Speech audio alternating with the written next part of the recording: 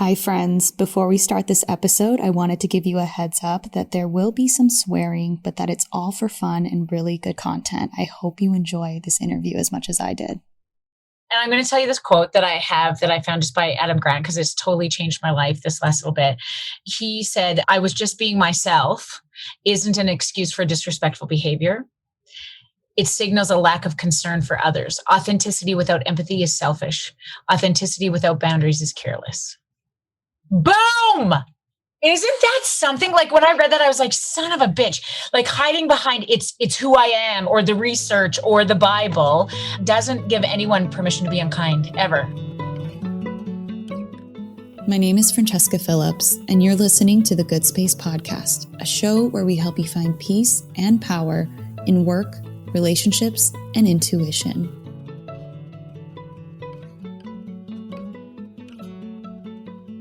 Welcome to the Good Space Podcast. Today, I am so excited for this conversation. And before we jump into everything, I just want to say that whether you're a teacher by trade, a parent, or someone who's in the online space, this episode is for you. This conversation with Dr. Jody today is about connections, relationships, most importantly for today's conversation, being brave.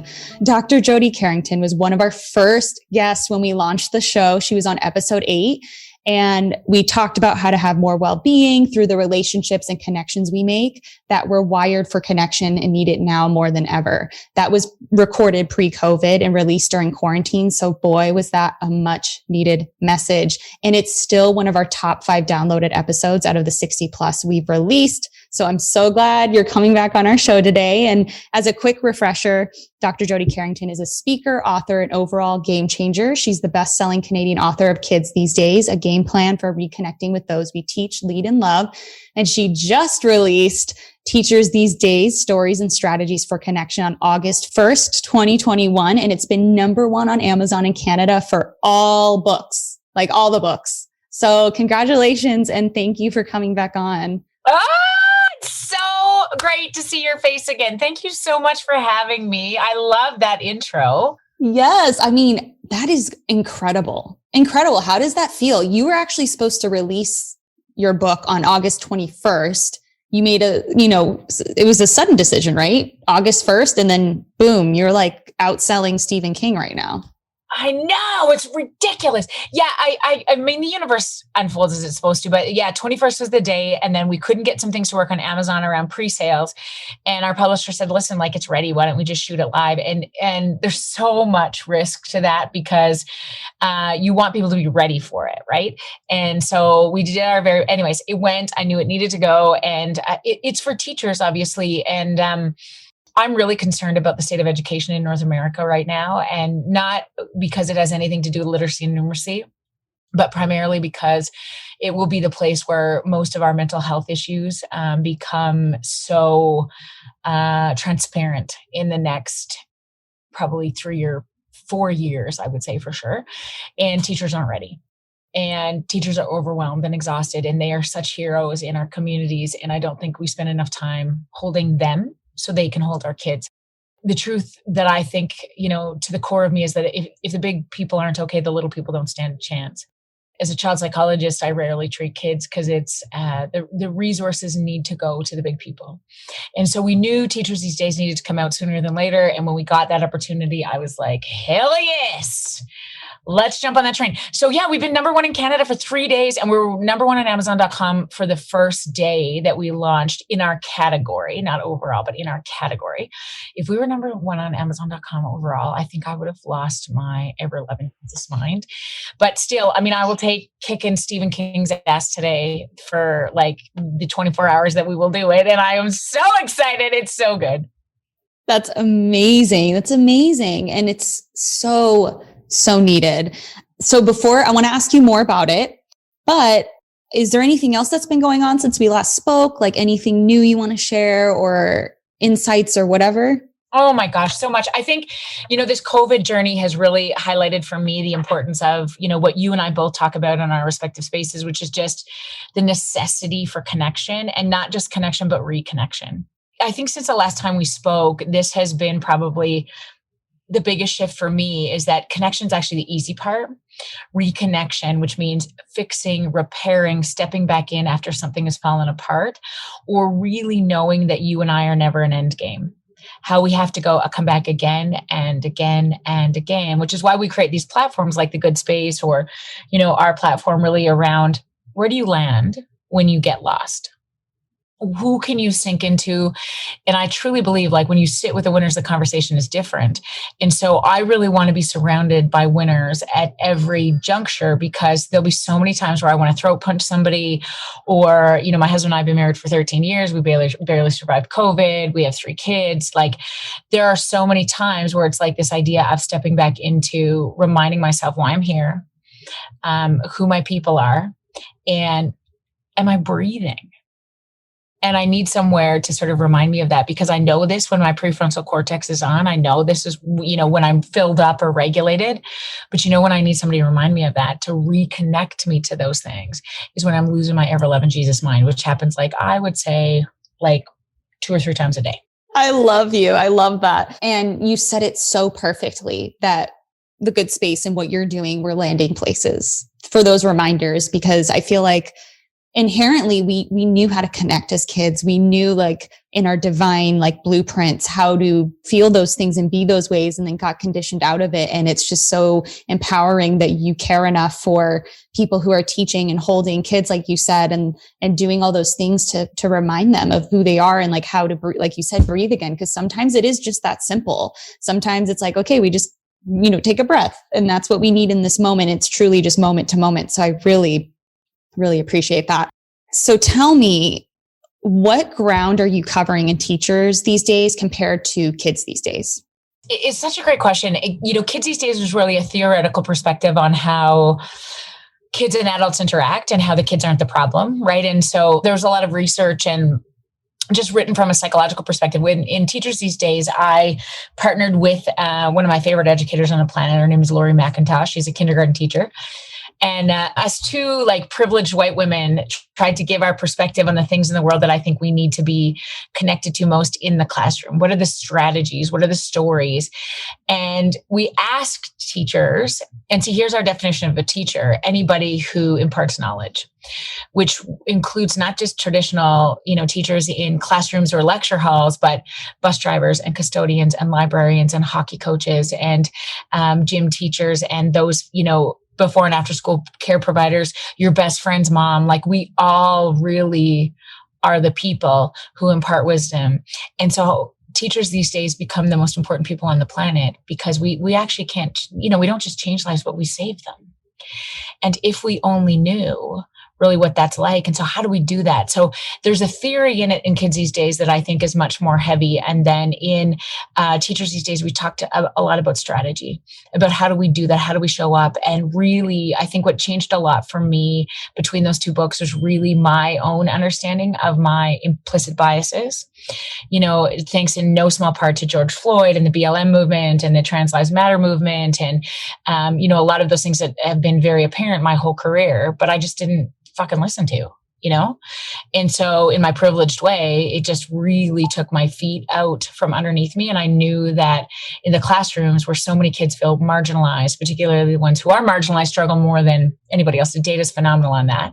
How do we bring light to that more in terms of strategies and solutions, and sort of just the information that I think all teachers need to know? So it's much more practical, I think, than kids these days, would be probably the biggest difference. And I think we just got wiser. What are some things maybe that you suggest or talk about when it comes to stuff like that? All the new, or not new, but the very heavy and real problems and challenges that teachers will be facing. Can you just name 2 or 3 things that you mentioned? We have a whole chapter on implicit biases. I don't think it's a lot that we talk about. When I ask anybody these days about, their ideas on feminism, or should men and women be treated equally, or, are you a racist? All of those questions that, we answer with our bodies right out of the, no, of course. I'm anti-racist. I have a gay friend. I think women should, be out of the kitchen. With our prefrontal cortexes, we answer those things very oftentimes maybe truthfully, but also politically correctly. We do those things right out of the gate with our prefrontal cortex, but we don't often, I think, slow down really to understand is our implicit biases. How were we raised? What did we hear? What do we know in our bones about the difference between black and white, depending on whether you are black or white? And I talked about this a lot in my own sort of white supremacy perception, which is, I was raised in rural Alberta, Canada, in a small town. Indigenous people in this province, this country, were very much marginalized as a result of colonization. And I, to the core of me, am racist because I was raised in a way that would say, drive fast through Indigenous reserves. Don't pay attention to people who can't look after their babies and get their kids apprehended. And, homeless people are to be feared, and, they should just work harder. And I was raised in a Catholic faith. So this idea of homophobia is a very big thing in my family, in my system, in my town. And those things don't leave you. It's about implicit biases are just bringing awareness to those things, that our body keeps the score. It will react differently than our head will. And how do you acknowledge those things? And you can't address what you don't acknowledge. It's really just having those conversations about the fact that, we all aspire to be kind, lovely, amazing people. And we all come with a story. So how do we just be much more aware of our story so that we can be authentically who we are, whatever that is? Yes. And I was raised in Arizona where it was okay to say you should shoot people jumping over the border, or, don't go to that high school because it's all black kids, or there's too many black kids. Growing up in a place where I didn't even know what Armenian was. I didn't even know what other cultures were. It was just, I was in a white area, separate from everyone. And, of course, I've had African-American friends, and I can say that, anyone can say that, but I have definitely been slapped in the face with white supremacy and been holy crap, I need to check things and make sure that the things that I'm not aware of that may be affecting my ability to help others or to see things differently, that I'm not blocking it because of, like you said, awareness. And that's so powerful. And, I've had many conversations with a lot of different people, and some who say, oh, well, I don't mean to feel this way. Or I'm not, like you said, I'm not racist, but it's but the important thing is being aware. If anything, we need to just care about it. I don't know how to explain it. I don't know if I'm explaining it correctly, but it's not that we're saying you are racist or whatever, but it's this is the house on fire, right? And where do you send the firemen? To the house that's on fire. And anyways, you're probably saying things way better than I am, but I totally relate to that idea of we got to root it out. We got to be aware. We've got to become present with that reality. And I think that one of the biggest lessons for me too is that this isn't the job of marginalized people. This is the job of those of us in privileged position. And I am in the ultimate privileged position, straight, white, able-bodied, and, financially stable, all of those things, which means it behooves me. It becomes my biggest responsibility for me, teaching my children, the people in my community, how critically important it is to take it from here, to really be in this place of okay, I got to do so much, because I don't have an excuse. I'm a 46-year-old white woman with a PhD, and I didn't even know about the residential school system, right? The ignorance is my excuse. Privilege is my excuse, because you want to know why? I didn't want to know. And that's the definition of privilege, right? Where you can say, oh, that's too hard to hear, or I don't want to know it, or I'm going to take a break from that. That's privilege. When people live it and are, in disabled bodies and are not the mainstream when it comes to your skin color or your religious belief or whatever that deal is, your gender identity, those become something you can't step away from, because that is the truth that you live every single day, right? And so just that awareness, I'm blown away every day about just how ignorant I have spent, the majority of my life. And so, I think it's just that awareness and making it safe to fuck it up, because I think so many of us don't want to say the wrong thing or use the wrong term or get in a position of being harmful. So we avoid it. And I can say with all of my truth that I avoided it so much, because I fuck, I don't know, are you supposed to say that? I don't, what's the term you use? What do you don't do? So then let's just not do it. Okay. We'll just stick to the things that we know. Okay.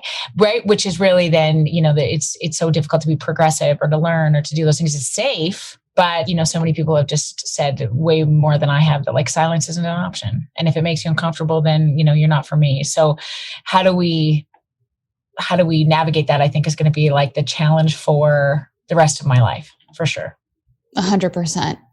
Not in the same vein, but kind of. I heard this story from someone that I knew, an acquaintance, and I thought of you because of connection and the need for it. And I was curious what you would think. This one girl that I know, she said that in high school, someone was walking down the hallway or something, like they were changing classes, and he looked really sad and upset. And she said, "Hey, like you look really sad. Like, I hope that you can have a better day," or like, "I'm here for you." Like she said something, but just very kind in passing to him. And then she went to her class and whatever. Years later, that same kid reached out to her and said, "I was going to shoot all of my classmates tomorrow in school and kill myself." And he's like, "And because you were so kind to me," he's like, "I second guessed it and I just decided not to do it."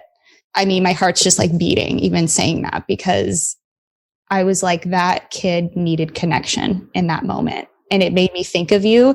And I wondered, have you heard of anything like that? Or like, what your thoughts from your experience? How would you think about that story? Oh my goodness. I think about that every day. And I think, it's really interesting that you say that, because this feels crazy to talk about the next book already, but I just got I didn't tell you this before, but I got a book deal for the third book with a major publishing house called HarperCollins. And I know it's crazy. Just a little publishing name. Yeah. Okay. We've already titled it. I haven't read, like they need 80,000 words by the end of this year, which I have wrote precisely 17. But the title of the book is If You Only Knew. It will be filled with stories like that, because I think that as a human, in this human race, we are trying so hard to win it. And we forget that it is in the interactions along the way that we not only change lives, but we save them. And again, back to that conversation of privilege, it's where you start the race that I'm really interested in, not where you end. Because if you start, I started the race like fucking miles ahead of so many people I know, right? Because my parents were together when I was born, because I'm white, because I'm straight, because I'm financially privileged, because I'm able-bodied. Jesus, I started like at a marathon ahead of some people who have had so much more on their plate. And so I'm very interested in your story, not where you end. And so if you can say to me as a single mom of 3 kids that you have a job and these babies are healthy, and like you are blowing my mind with how much you have persevered through and accomplished and done compared to me, where it looks really good on the outside, but it's been a cakewalk, relatively speaking. Right. And I think if you only knew that some of the times that we offer kindness, connection, stop on the side of the road, buy pizza for the homeless person, wave to your neighbor. I have countless stories of people coming to me and saying, if I only knew this is what I did that day. Or if you only knew what you did to me that day. And I work a lot with first responders. And I think, there's a lot of calls for police officers to really identify their racial biases and profiling and all those things. And I got to tell you, I have a huge heart for police officers, because so much of the time they are called to marginalized situation or people who are experiencing such trauma and distress, which typically are marginalized populations. And there's little training or support in that regard. And what I often say to them is, if you only knew. If you only knew the times that you offered to buy coffee, or you sat on the side of the road with somebody, or you had to deliver that NOK, that death notification, and you stayed that 20 extra minutes, you are amazing. And I wish we talked about that more often, right? Or the lawyer who sat with the plaintiff or sat with the victim or went in and said, "Listen, I know this is going to be a hard day today. I don't think we're winning, but look at me. Here's what I think about you." Right? You alter the trajectory of a life, and it all comes down to human connection, right? That is our most powerful tool on the planet. And we forget it. We don't look at each other anymore, right? You're in New York City. This is a little different than in Canada, but how many times are we making eye contact or giving out compliments or waving at our neighbors, right?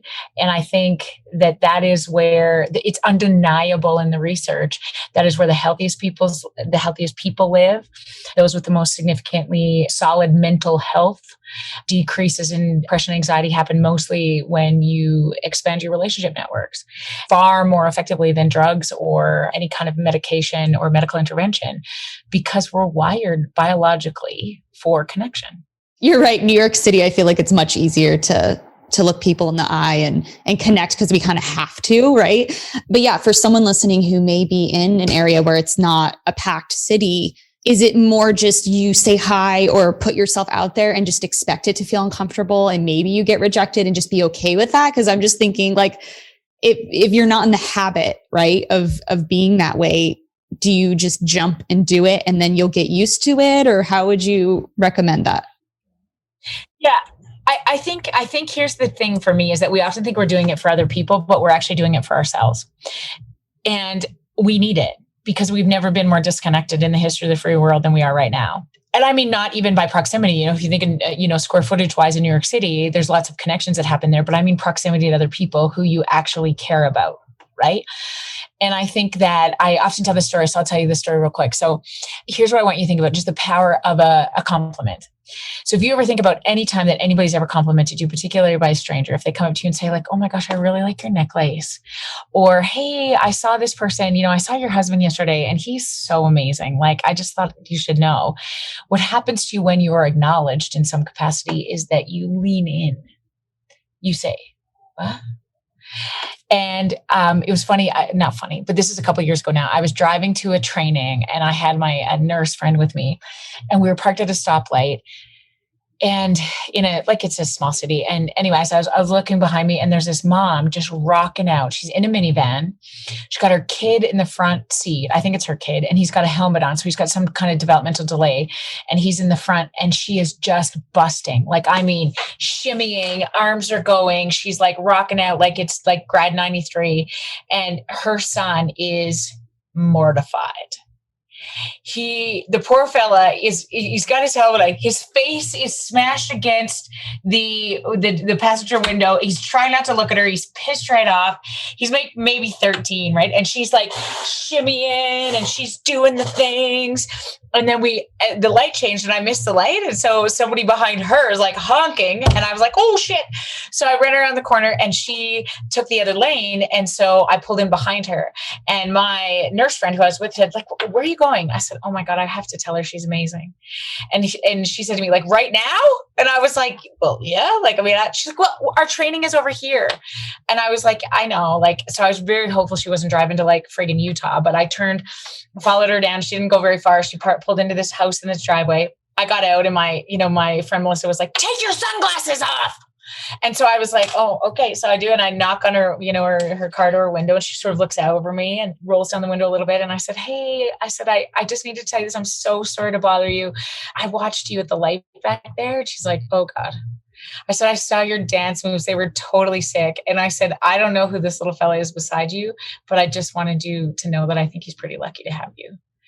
And she said, thank you. I needed that today. And I, put my sunglasses on, got back in my car, cost me 30 seconds of my day. And as I backed out, I watched her carry this baby, 13 years old, into the house. He's immobile. And this mama had so much on her plate. It took me 20 seconds out of my day. Right. And how does she show up for him? How does she show up when she goes in the room there? Right. And like, I thought the rest of that day, and I've told this story many times since that day, I just thought in my head, like, how powerful are we? It costs me nothing in my very privileged position. I'm not carrying my kids into the house like that. And there she is dancing her little heart out, right?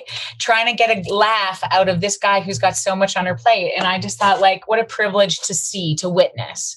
And how many of those opportunities pass us by every single day that we can really change the trajectory. Like she could have very well said to me, get away from my car, which I would have been like, okay, right. Like I wasn't doing it for me. I was doing it for her. But at the end of the day, it absolutely changed the way that I thought about the rest of the way I showed up, in my own day that way. Right. So I think it's so much about like just understanding. I think that we just have so much power if we only knew. That was really magical. That was incredible. That's a wonderful story. And it just shows that being brave for yourself, showing up in some way that you can, seeing the opportunity and connecting with people, even like you said, that 20 seconds that it took, getting outside of probably what you were thinking of, like rushing to your next thing. But then it's like, actually, I'm going to tell her. I think that's incredible. And to me, that is brave, because most of us are so conditioned to just be in a tunnel and look forward all the time and not even think to like take a second to do that. And I love that. So thank you for sharing.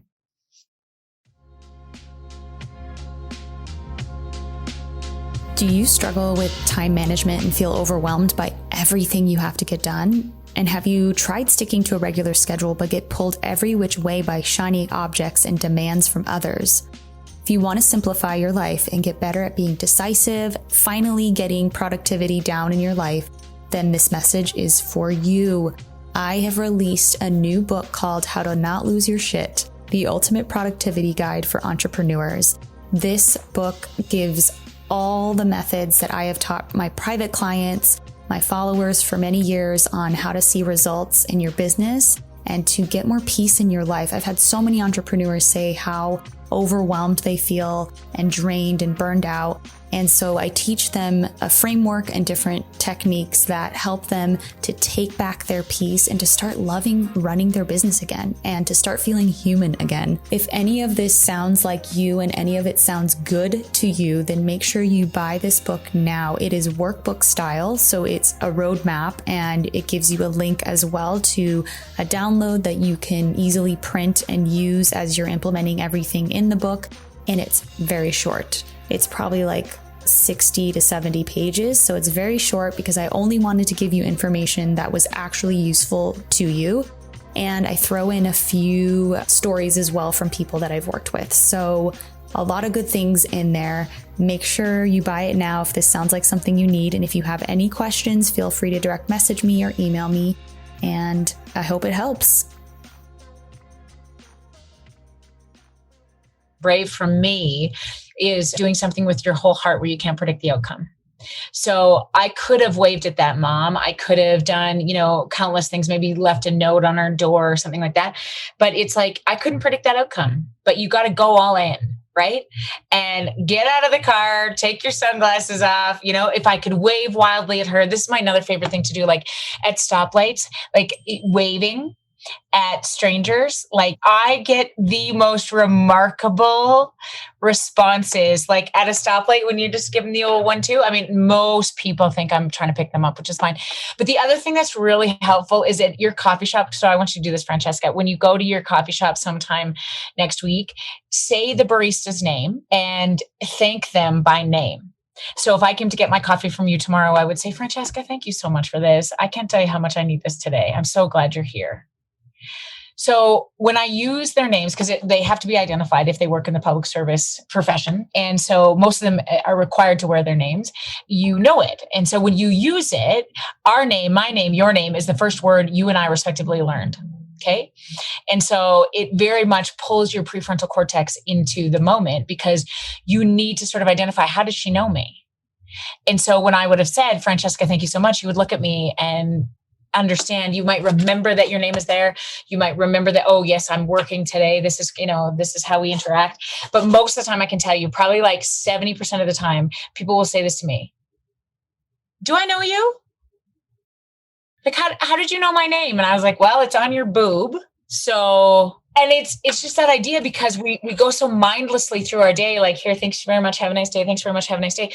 And when we really pull the people in our communities, in our circles, back into sort of our idea of awareness, we're so much healthier together because, even if you go to the local coffee shop every day, like they're part of your circle. We're raising each other's babies. We're making each other's marriages healthy. We're doing this together.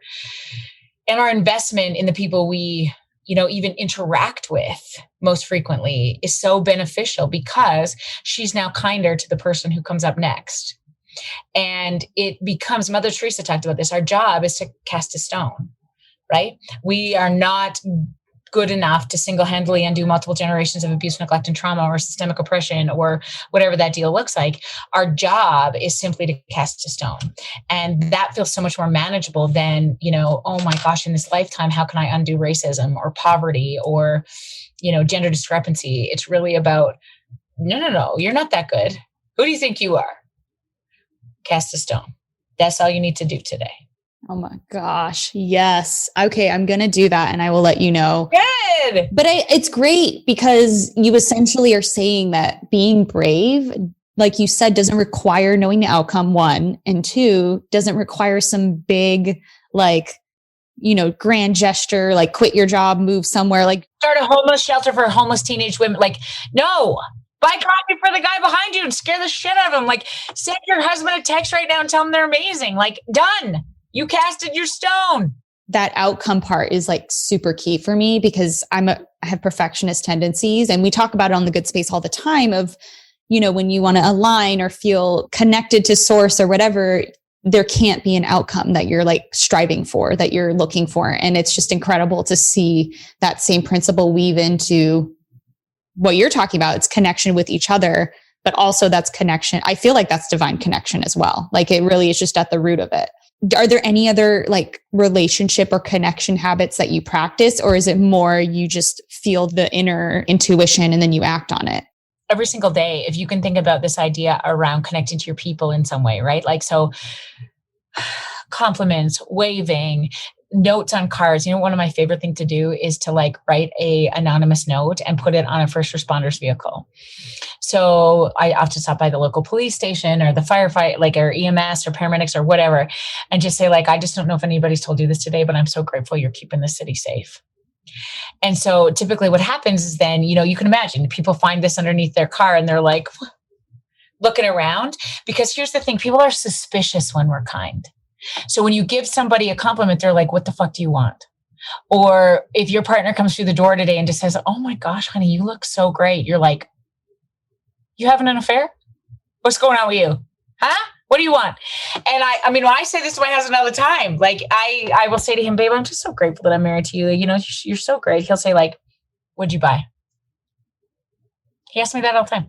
And the thing is, the people we love the most are suspicious when we're kind. We're assholes typically, because the more invested we are in people, right? The more our filters decrease.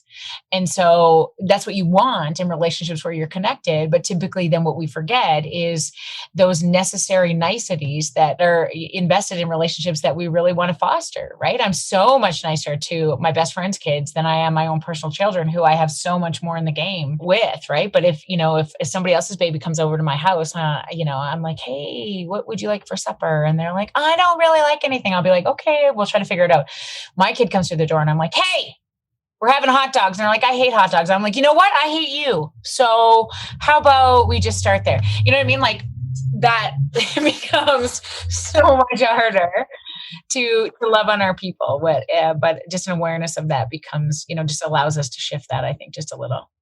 Kind of going back to what you were talking about with privilege and learning new ways to like approach systemic racism or all these different things. Are there any like helpful tools that you use if you're ever caught in a conversation where you can clearly see that privilege is being like used, or like maybe someone's being disrespected because of their race or disability or whatever? I know I'm just like doing a 180, but I was like, I'm really curious, like in that kind of situation, how would you speak up in that moment? Or what is the best like mental exercise or tool to have on hand for something like that?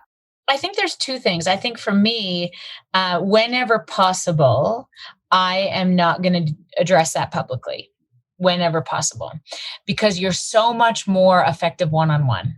If you're at a family function, for example, and everybody's having some drinks, you don't want to be like calling out grandpa, because you're not going to get very far. Should you? Fuck yes. Is he supposed to talk about people like that? No. But if I want to affect change, we're much more beneficial one-on-one. Just similar to a group of adolescents. If you sort of approach them in a herd, you're screwed. You got to cut them from the herd and have those hard conversations one at a time. Now, that being said, there's take charge moments. If we are together, and we're out in the community and somebody's being, harmfully racist or abusive or any of those kind of things, then it's a take charge moment. Fuck it. All bets are off. Right. And for the much of, as long as people are safe, I'm going to address that. But I think for me, what becomes really critical is true effective change really isn't about blasting it from the rooftops and posting on social media and doing those things. It's the one-on-one conversations that we're willing to have with our privilege that allows people to shift their perspective.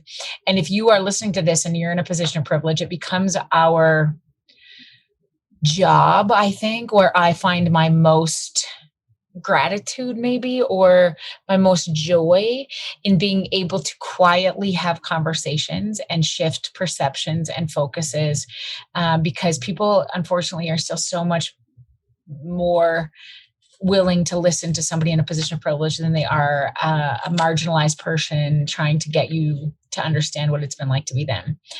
And so using that in the good space for the good is really about how we do that one step at a time. And I think there'll be moments and platforms where you can make big change effectively by, calling out people dramatically, but often big change happens in the small moments. Beautifully said. I really love that. Obviously, with the good space, we definitely talk about source and like universe and all those things. And the universe does not divide. It does not discriminate. It does not do any of those things. So I feel like any feelings of like hate or bias or racism or any of those things, those are not in any way, shape, or form what we're made of. Like that does not connect people. So that is definitely something that we want to take a stand on and talk about more. And like you said, moment to moment. And I know it's going to be a continual learning process. So anyone listening, you don't beat yourself up, but definitely challenge yourself to keep learning and growing and changing different things. And it's all about questioning, right? Like so many of us are conditioned into certain habits or belief systems or other things.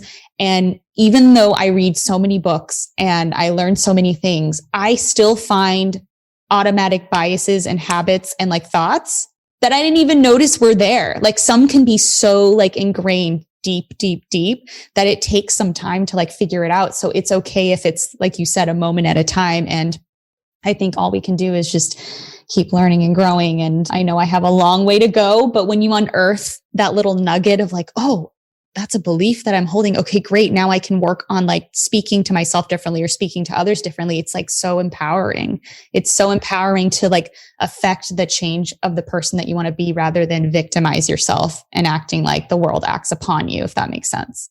And I'm going to tell you this quote that I have that I found just by Adam Grant, because it's totally changed my life this last little bit.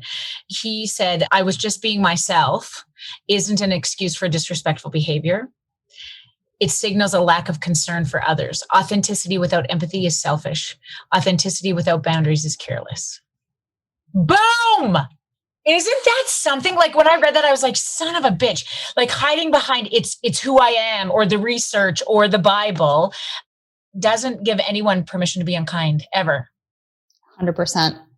We're going to make sure that that is in the show notes, that we're going to post that, share it. Thank you, Adam Grant. Seriously. Fellow psychologist, Adam. He is wonderful. Do you recommend any of his books in particular? Yeah, like his newest one is really fantastic. He did Option B with Sheryl Sandberg, which is where I first learned about him. But I think anything like his most recent book, which I can't think of the title right now, is great. I'm halfway through it on my Audible list. Yeah, his newest book is called Think Again. I think that like it's the power of knowing what you don't know. And it's just a good read. It's a good read. So yeah, anything by him. I really love his quotes. Like there's so many people right now. I was listening to a book this morning, actually on my way here, by Dan Tomasulo, who's actually out of New York as well. It's called Learned Hopefulness. So on this idea of, there's this psychological construct of learned helplessness. And he's really sort of shifted that ideal into learned hopefulness. And how do we really sort of train ourselves to get in this position of hope, and what hope does in terms of just even showing up neurologically or physiologically, I should say, in your body is remarkable. I feel like I could talk to you for hours and hours and hours of just about all the things. And it's always such a joy when we get to connect. So thank you so much for taking the time to chat with us today. And is there one takeaway, if it connected with them the most today, what would you want that to be? Okay, so never forget this. When you are acknowledged, you will rise. And so our biggest superpower on this planet, as we work through this disconnection that is COVID, do not underestimate your power to simply acknowledge your fellow human. I love that. Thank you so much, Dr. Jody. We will link her books in the show notes. Make sure you get them for friends that you know are teachers, parents, whoever you think could use a little boost. And we'll make sure that the link is there so you can get it really quickly. Again, thank you so much. Thanks for having me.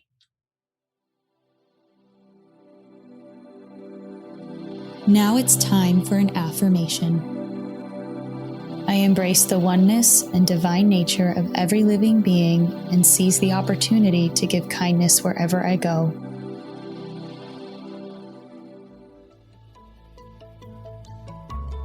If you found today's tips inspiring or thought-provoking, share it right now on social media and make sure to tag me at Francesca A. Phillips or at Find Your Good Space, and also weigh in the comment section at findyourgoodspace.com. You can find links in the show notes. And if you have a spiritual or mindfulness problem that you want me to unpack on an upcoming The Good Space episode, or an awesome manifesting story you want to share, give my podcast phone line a ring right now at 917-719-0867. Also, don't forget to download my free morning routine guide. It's what helps me reduce my anxiety, increase productivity, and so much more. The link to everything I mentioned is in the show notes. See you soon.